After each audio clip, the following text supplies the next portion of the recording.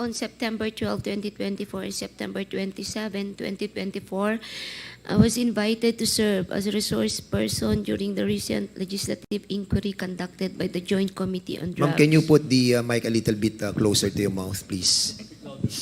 Yes, sir. During these hearings, I was asked several questions concerning my knowledge or involvement in the deaths of 3 Chinese inmates at the Davao Penal Colony and the death of General Wesley Barayuga, all focusing on the alleged extrajudicial killings of the aforementioned individuals. I was also questioned about my relationship with the former president, as well as my career as a police officer and my tenure as a GM of the Philippine Charity Sweepstakes Office. Throughout the hearings, I answered questions from the committee based on my personal knowledge. However, I did so with great apprehension as I recognized that my statements on national television could significantly endanger my life, the safety of my family, and others close to me. After considerable reflection, I am now executing this affidavit to provide a comprehensive information to the Quad-Comm regarding everything I personally know about the war on drugs during the former administration.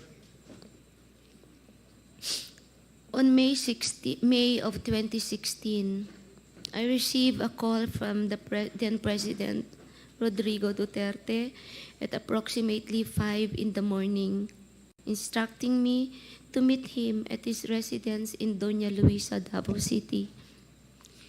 I was already acquainted with then Mayor Duterte, having served as a station commander in one of the police stations in Davao during his tenure. During our meeting, he requested that I locate a PNP officer or operative who is a member of the Iglesia Ni Cristo, indicating that he needed someone capable of implementing the war on drugs on a national scale, replicating the Davao model. The Davao model referred to the system involving payment and rewards. The Davao model involves 3 levels of payments of rewards. The first is the reward if the suspect is killed. Second is the funding of planned operations. Third is the refund of operational expenses. Initially, I informed the President that I was unaware of any individual with those qualifications as I had not been assigned outside of Davao, nor had I served in a national capacity with the PNP. However, I recalled my upperclassman, Edilberto Leonardo, who was handling the Criminal Investigation Detection Group and was also a member of the Iglesia Ni Cristo. I mentioned his name to the President. On the same day, a certain individual named Muking contacted me by the phone to request Leonardo's contact details, which I promptly provided. A week later, I learned from Arthur Narsolis via phone call that Leonardo had been summoned and was instructed to proceed to Royal Mandaya Hotel for a meeting.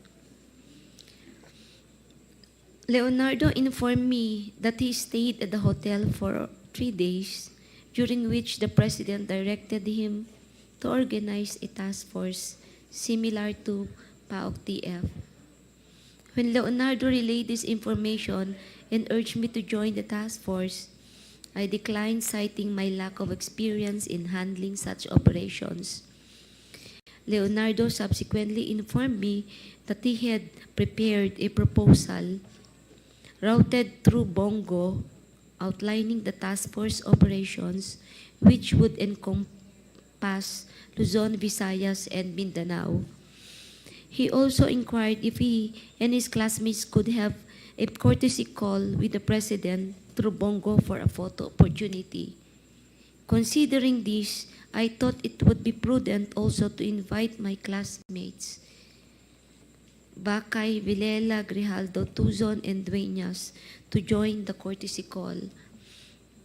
The members of Class 97 and Class 96 of PNPA were accommodated in a separate room at the DPWH office in Panacan, Davao. The President did not enter our room, and I was unaware if he visited the room of Class 96. This is 96, sir, not 97. After the courtesy call, Leonardo informed me that the structure of the intended task force would undergo changes. In June of 2016, Leonardo was transferred from Manila to assume the position of the chief of the CIDG in Region 11. During the initial 3 months of this assignment, I facilitated all meetings between Leonardo and Bongo at Leonardo's request. Subsequently, they established direct communications. Leonardo informed me that he had recalled several trusted personnel, namely, I met Lester Berganyo, Romel Bactat, Rodel Serbo, Michael Palma, and Peter Parungo to serve as operatives for the task force. Notably, Romel Bactat, Rodel Serbo, and Michael Palma were all discharged as police officers. Romel Bactat and Romel Serbo, Michael Palma were all former police officers stationed at CIDG 11 office. They were discharged from service on or about a year ago due to an operation that led to the killing of one individual. Lester Berganyo is a private citizen, while Peter Parungo was a former detainee in CIDG due to a charge of rape that has been cleared. Romel Bactat, Rodel Serbo, Michael Palma, and Peter Parungo were charged with the task force of collecting, verifying informations provided by police officers in the field concerning arrests or deaths of individuals named in the list of drug personalities, and creating a summary report. All of these reports would then be encoded, compiled by Lester Berganyo. The compilation is thereafter elevated to Leonardo, who will then decide what level the arrest or killing was and its corresponding reward. Rewards were only given for killings, while for arrests, only the funding of the COPLAN and a refund for the expenses was given. I saw how this individual operated when I would visit the CIDG office in Region 11 to see my friend Lot Lot. He also conveyed to me that the task force would be structured differently, in that he submitted a document to Bongo detailing the task force operation, including an overview of the current drug landscape in the Philippines. I was also informed that the drug structure originated from Bucor, where numerous drug lords are currently incarcerated, and that it has 3 branches, Luzon, Visayas, and Mindanao, with Peter Lim involved in the Visayas region. Once the task force became operational, I later learned that all COPLAN funds, refunds for operational expenses, and rewards for agents were processed through the bank accounts of Peter Parungo at Metrobank, BDO, and PS Bank. Concurrently, Lester Berganyo maintained a comprehensive list of the drug personalities in the Philippines. Leonardo conducted briefings for all PDEA, IG, regional directors, and PNP chiefs regarding the operations. Additionally, if any individual died during police operation, Leonardo would report the incident to Bongo for inclusion in his weekly report and request for refunds of operational expenses.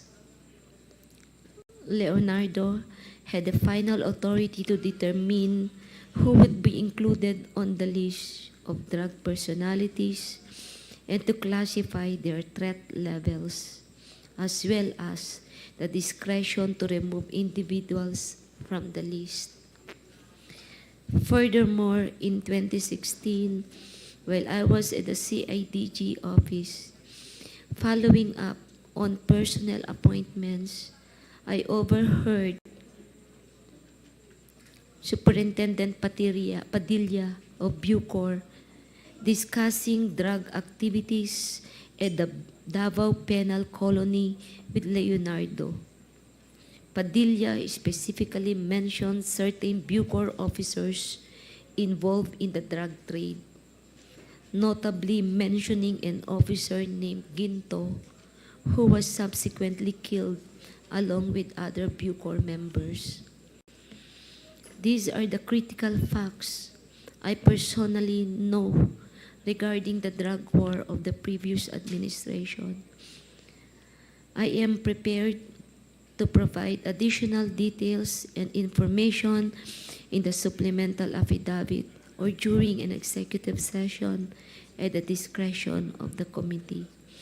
I affirm the truthfulness and accuracy of the above statement to assist in the investigation by the Joint Committee on Dangerous Drugs, Public Order and Safety, Human Rights, and Public Accounts of the Honorable House of Representatives, the Quad-Comm.